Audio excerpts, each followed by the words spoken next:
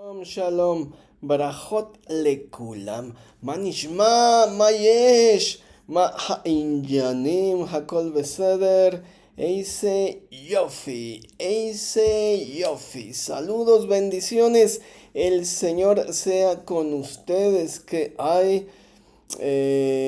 la bendición de Dios los alcance, los persiga, porque Dios tiene pensamientos de bien para ustedes. Saludos en Chile, en Colombia, en Argentina, en Venezuela, en Perú, en Ecuador, en Guatemala, en Nicaragua, en El Salvador, en Honduras, en Costa Rica, Bolivia, Cuba, Puerto Rico, Uruguay, República Dominicana, Panamá. El Señor sea con ustedes en Sudamérica.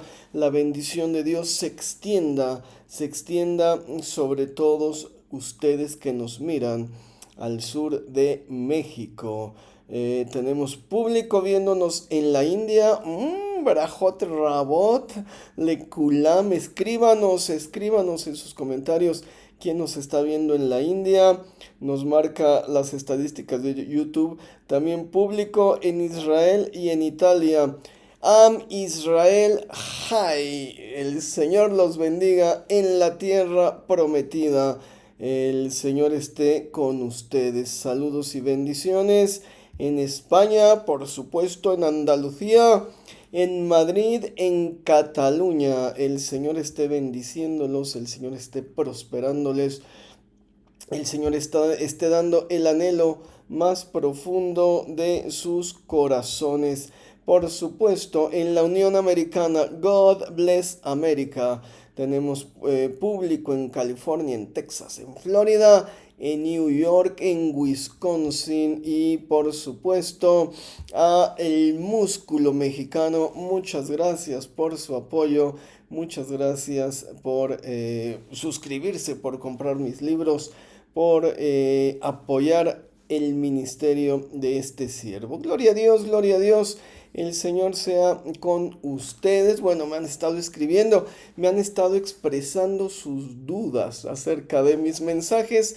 Entonces, bueno, decidí dar un comentario a todas sus preguntas, a sus preguntas interesantísimas que me hacen como siempre, y bueno, a las personas que me han comentado también sus inquietudes. Así que empecemos con un tema fuerte.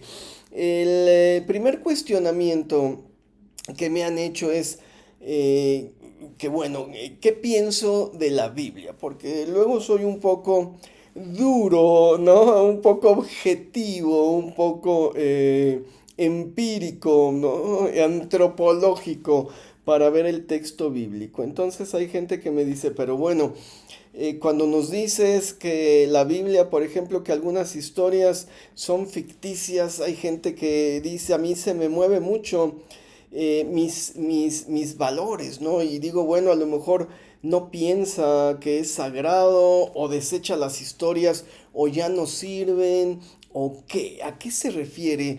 ¿No, Lauro? ¿A qué se refiere el pastor? ¿No? ¿A qué se refiere el doctor Ayala cuando dice que las escrituras, algunas puede ser que no sean verídicas o reales, ¿no? ¿De qué nos está hablando? Y bueno, básicamente, pues es un tema importante. Primero vamos a analizar el contenido de las Sagradas Escrituras, de la Biblia, del canon bíblico. Debemos entender, bueno, que es un compendio de diferentes historias en diferente tiempo. Las compilaron, ¿no? Y las juntaron en un solo libro. Y es un compendio de historias muy antiguas, ¿no? Algunas babilonias. Y de historias, bueno, en el Antiguo Testamento que se remontan hasta la época de los macabeos, por supuesto, 167 años antes de Cristo, y estamos hablando 1800 años antes de Cristo. Entonces es un compendio de historias en un periodo de 2000 años, ¿no? O sea, que se fueron integrando al canon bíblico. ¿Qué tipo de historias, no? Vamos a tener mitos de origen, ¿no? Bueno, tenemos la historia de cómo el mundo fue creado. Ahora, no es que sea un mito, es que así se le llama a este tipo de narrativa. ¿Sí me explico? El mito de origen moderno es el Big Bang. Y bueno, es un mito de origen. Ese es el término lingüístico que se emplea para describir este tipo de escritos, de literatura. No importa si lo dice la Biblia, o lo dice Einstein, o lo dice Carl Sagan, sigue siendo un mito de origen. ¿Sí me explico? Bueno, entonces hay mitos de origen en la escritura, ¿no? Vamos a tener fábulas. ¿Qué es una fábula? También es un estilo literario. Conste que aquí no estoy diciendo si son reales o no. Simplemente que entran dentro de una clasificación lingüística, ¿no? Dentro de una narrativa específica. Digo, si yo escribo una novela, pues es una novela, no es un libro de ciencia, ¿no? Si yo escribo un libro de ciencia, puede tener tintes novelescos, o puede ser una novela de policía, o puede ser una novela del oeste, o puede ser una novela gráfica, ¿sí me explico? Dependiendo de los elementos que contenga la novela. Entonces, vamos a tener fábulas. ¿Qué es una fábula? Una fábula es una historia donde los animales hablan, ¿no? Vamos a tener la historia de Adán y Eva, donde hay una serpiente hablando. Vamos a tener la historia de la burra de Balaam, donde el burro le habla al profeta, ¿sí me explico? Entonces entran dentro del estilo literario llamado fábula. ¿Sí me explico? Bueno, hay un nivel que nos va a medir qué tanto se alejan de la realidad, ¿no? De acuerdo a las posturas de Svetan Todorov, ¿no? Dice, cualquier cosa que atraviesa la realidad por poquito entra dentro del concepto de literatura fantástica, ¿no? Entonces, bueno, hay escritos que están tocando la realidad, ¿no? Están pasando a un mundo que no es real, donde las cosas no suceden. Bueno, hay una fábula donde hablan los personajes. Varias fábulas. Vamos a tener historias autobiográficas. Nehemías, por ejemplo, está hablado en primera persona, ¿no? Yo hice, yo fui, yo vi, y gracias a mí, acuérdate de mí, oh Dios, todo lo que he hecho por este pueblo. Bueno, la autobiografía va a ser un punto de vista subjetivo propio personal. Yo tengo libros autobiográficos. Mencionamos las enseñanzas de Delors. Cuando lo acabé de leer dije, oh Dios mío, esto es una autobiografía. Dije, qué curioso, me sentí hasta raro, así como, ay, me van a descubrir quién soy en verdad, ¿no? Todo está en ese libro, ¿no? Bueno, me explico entonces, bueno, es una autobiografía. ¿Qué diferencia hay con cualquier otro libro? Que la autobiografía te está dando un punto de vista propio en primera persona y personal. En este caso, de Nehemías. Por eso hay que tener cuidado cuando leemos Nehemías, ¿no? Porque él filtra todo con sus ojos, con sus lentes, ¿no? El mundo a través de Nehemías. Bueno, vamos a tener también cuentos, hay cuentos, ¿no? Por ejemplo, la historia de Esther, ¿no? Pues, es un cuento. El monarca en turno era Cambujilla Hatzamanisilla, ¿no? El que fue el rey sobre 127 ciudades, que sería el Ahasveros y el equivalente al Ahasveros bíblico, pero la historia no aparece en ninguna parte. No hay registros de que haya sucedido algo como eso. No hay registros de una Basti, no hay registros de una reina Esther. ¿Sí me explico? Entonces entra dentro del cuento. Para el judaísmo, todas las historias antes de Abraham entran dentro del mito y la leyenda. Esto quiere decir la Torre de Babel, el diluvio, ¿no? Para el judaísmo, dicen, mira, pues, entran míticas, son historias míticas, legendarias, ¿no? Entonces, bueno, también es un estilo literario. Vamos a tener también que hay leyes, ¿no? Hay todo un código legal en el Antiguo Testamento, ¿no? De Éxodo, Deuteronomio, Números, Levítico, y bueno, se añaden los profetas, se añaden más códigos, ¿no? Entonces, bueno, también es un libro de leyes. Y finalmente vamos a tener relatos históricos, ¿sí me explico? Desde la postura de, del escritor, del pueblo de Israel, la mayoría de las veces. ¿Esto qué quiere decir? Bueno, que también van a tener una perspectiva y una óptica muy específica, ¿no? Entonces, bueno, ¿esto qué nos quiere decir? Que la Biblia es un libro que está conformado por muchísimos estilos literarios distintos, ¿no? Bueno, ahora, ¿cuál es mi propósito cuando te platico todo esto? Lo primero es romper tus esquemas, romper tus moldes, ¿no? Abrir un poco y decir, oh Dios mío, esto no es lo que pensé que era, ¿no? Es algo más amplio, es algo más rico, es algo más diverso. Y pasemos al ámbito de lo real y lo ficticio. ¿Realmente importa que el hecho sea comprobable científica, arqueológica, antropológica o históricamente? No, porque es un libro sagrado. La revelación de Dios per se, la revelación de Dios por sí misma es lo importante del libro, no si la historia es real o ficticia. ¿Sí me explico? Eso no importa. Realmente lo importante es que Dios te puede hablar a través de este libro sagrado, con una palabra rema, con una historia, con una ley, con una moraleja, con una fábula, con lo que sea, se puede comunicar, cambiar tu vida y no y cambiar tu sistema de valores. El valor de la Biblia no lo da que el texto sea real o no, que sea verídico o no. ¿Sí me explico? El valor del texto lo da que es una revelación divina, que es un libro sagrado. Para mí toda la Biblia es sagrada y toda la Biblia fue inspirada por Dios. Esto dice el Nuevo Testamento. Entonces, no importa si es verídica la historia o no, su valor va por encima de esto. Pongamos un ejemplo.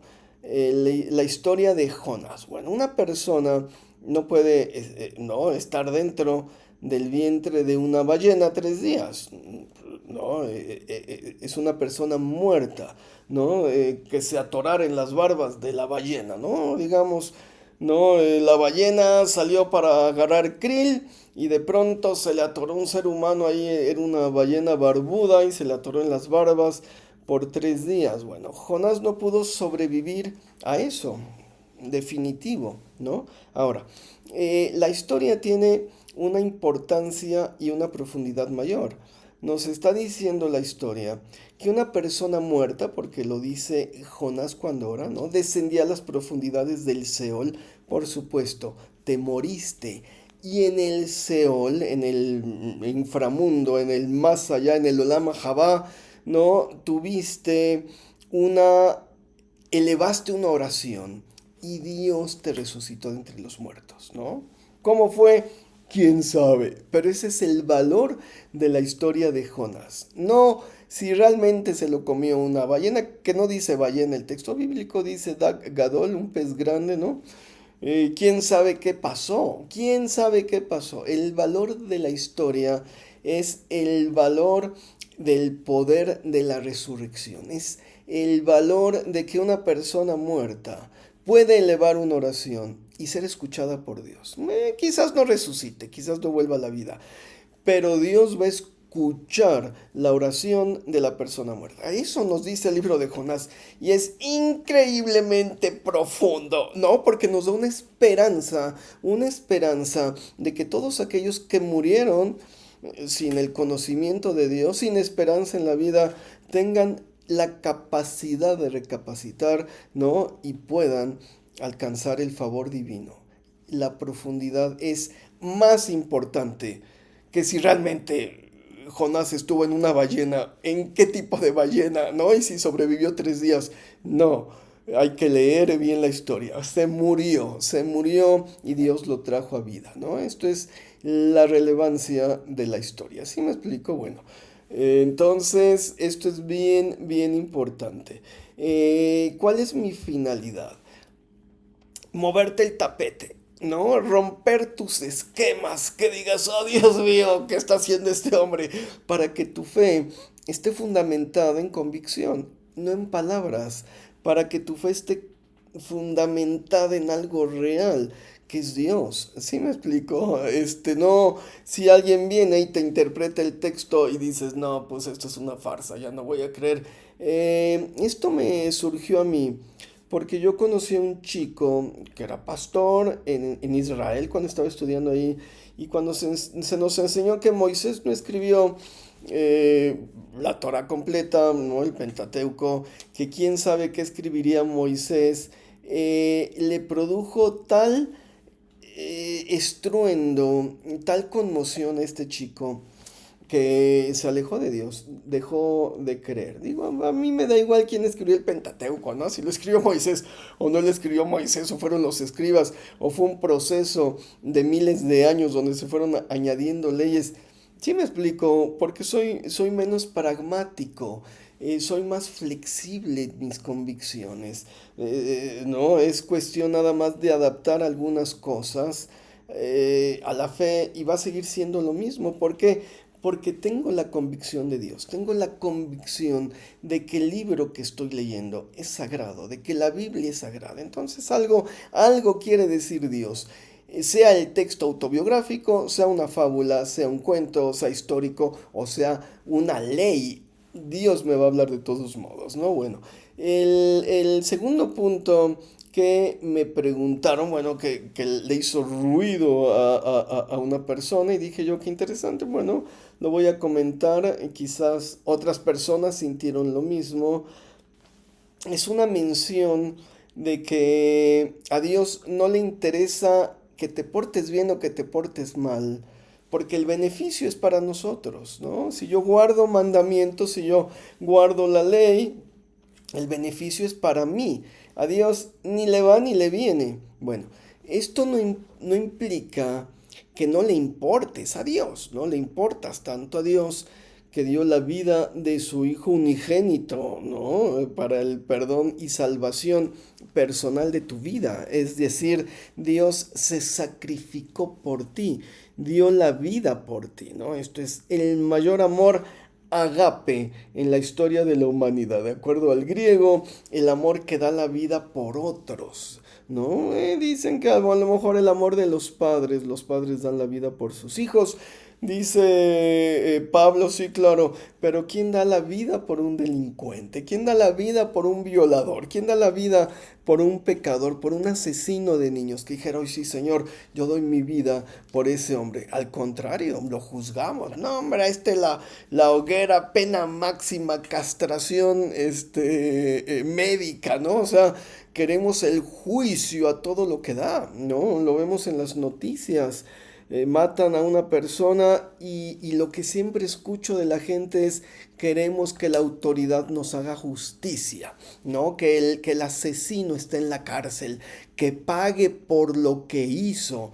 Ahora imagínate el amor de Dios, ¿no? Dice Dios, ay, amo tanto al mundo que voy a dar la vida incluso por ese asesino, para que el asesino tenga vida eterna, ¿no? ¿Qué diríamos nosotros? Qué injusto, ¿no? Bueno, ese es el amor de Dios, el amor agape de Dios. De esa manera nos ama Dios. Ahora, las cosas que hacemos, a Dios no le interesa. Y hay base bíblica, mira, apunté unas citas. Job 22:3.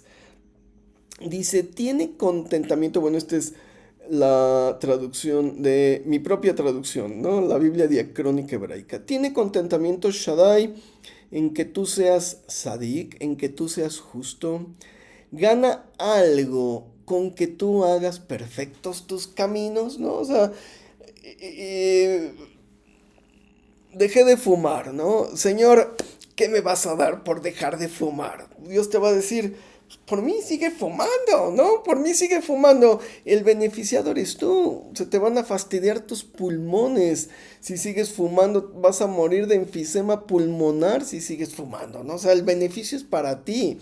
Te vas a quitar la atadura, vas a dejar de ser esclavo del cigarro, vas a dejar de tener una dependencia, vas a ser verdaderamente libre y va a haber una mejoría en tu salud, los alimentos te van a saber más ricos. El beneficio es para ti. Dios, ¿qué gana con que dejes de fumar o dejes de hacer lo malo? Sí me explicó, ¿no? Dice la escritura en Gálatas, todo lo que el hombre siembra, eso cosechará. No se engañe el hombre. Todo lo que el hombre sembrare, eso cosechará. Y en los profetas es más duro. Dice, sembraste viento, cosechaste tempestad. Es decir, sembraste una semilla y te dio un árbol, ¿no? Te dio un árbol bueno o te dio un árbol malo con muchos frutos malos. Entonces, el beneficio de hacer algo es propio. A Dios ni le va ni le viene, ¿no? Lo que hagas, ¿no? Digo, al contrario, Dios te puede ayudar a enderezar tus caminos para que el beneficio sea tuyo. ¿Y esto con qué nos deja? Con un agradecimiento hacia Dios. Decirle, Señor, muchísimas gracias. Muchísimas gracias porque mi vida mejoró notablemente desde que mis caminos cambiaron, desde que mis decisiones fueron más sabias. Y esto no tiene que ver con el amor de Dios. Dios te ama, no vas a ser salvo, incluso muerto. Jonás nos da la esperanza de que Dios escuche la voz de los muertos. Ay, me van a llover las críticas, pero bueno, eso dice el libro de Jonás, ¿no? Léelo, léelo, ¿no? Estaba yo en el Seol y el Señor escuchó mi súplica, ¿no? Entonces, en las angustias del Seol, el hombre estaba muerto. Obvio, ¿quién sobrevive, ¿no? Después de ser engullido o atrapado, ¿no? En la boca de una ballena barbuda por 3 días. Nadie, ¿sí me explicó? Dios escuchó la voz del profeta cuando estaba muerto. Aquí tengo otra cita. Job 35:6 dice, si pecares, ¿qué habrás hecho contra Dios? Y si tus transgresiones se multiplicaren, ¿qué le harás tú? Si fueras justo, ¿qué le darás a Dios? ¿Qué le darás de tu mano? Fíjate, ¿no? Si pecas, afectas en algo la santidad de Dios, ¿no? Si tú pecas, afectas en algo a Dios, ¿no? O sea, el afectado eres tú, el afectado eres tú, ¿no? Dios te mandó, no sé, guarda voto nazareo, ¿no? Y ahí estás tú echándole ganas. Y un día dices, voy a tomar, ¡ah! ¿No? Y caes, ¿no? Hay una recaída y te mandan hasta un anexo a un grupo ahí, ¿no? Y yo creo que Dios diría, ay, qué burro eres, ¿no? O sea, también que ibas, ¿no? O sea, sí me explico. Así como Dios, te voy a chantajear. Siéntete mal tomando. Ah, no, o sea, es como cuando chantajeas a tu papá o a tu mamá y les dices, si vuelves a hacer esto, vuelvo a los vicios, ¿no? O sea, ay, por favor, madura, papi. Pues, dejar el vicio fue para tu beneficio, no para el de tus papás. Bueno, ¿no? ¿Sí me explico? Entonces, todo lo que hagamos va a tener una reacción en nuestra vida. Y el propósito que yo busco en la gente que conozco, en los miembros de mi iglesia, en mis lectores, en los escuchas, en los millones de internautas que nos están viendo desde la Patagonia hasta Israel, Adonai Evarej Israel, Am Israel Jai, ¿no? El propósito es sacarlos a ustedes de su confort, hacernos pensar, hacernos ver que la escritura es muy profunda, romper los paradigmas para que tengamos un encuentro real con el Señor, romper nuestros, a veces estamos tan encerrados en nosotros mismos que no podemos ser flexibles y cambiar de ideas, cuando nuestro cerebro es increíblemente flexible, es increíblemente maleable para poder cambiar perspectivas y estar más abiertos a una relación profunda con el Señor. Entonces, mira, por supuesto que voy a buscar la verdad. Soy antropólogo, ¿sí me explico? Y tengo un compromiso con la verdad. Tengo un compromiso. Mahu emet, ¿qué es la verdad? Majija emet, ¿qué es la verdad? Y la verdad, no, para el apóstol Juan es Cristo mismo. La verdad con mayúsculas. Cristo es la verdad.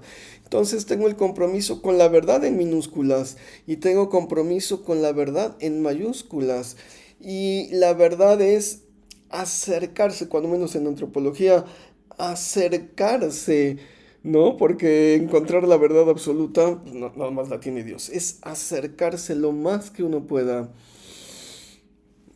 a entender la realidad. Y la realidad es esa, que la Biblia es un libro conformado por múltiples narrativas. Y no importa si las historias son reales o no. Eso es lo que menos nos debe importar. Lo que importa es la guía, la conexión, el mensaje que vamos a tener con Dios a través de la Biblia, que es un libro sagrado por excelencia, que es el libro sagrado que nosotros profesamos, ¿no? Entonces, bueno, con esto y estas aclaraciones, ¿no? Les quiero mover el tapete, por supuesto, les quiero jalar los hilos para que sus paradigmas, para que sus ideas preconcebidas se caigan, ¿no? Y tengan una visión distinta de la realidad, tengan una visión diferente de lo que es el texto bíblico. Brajot Rabot Lekulam, Brajot Rabot. El Señor esté con ustedes, el Señor les bendiga, el Señor les prospere y les dé el anhelo más profundo de sus corazones. En el nombre de Yeshua HaMashiach, en el nombre de Jesucristo. Amén y amén.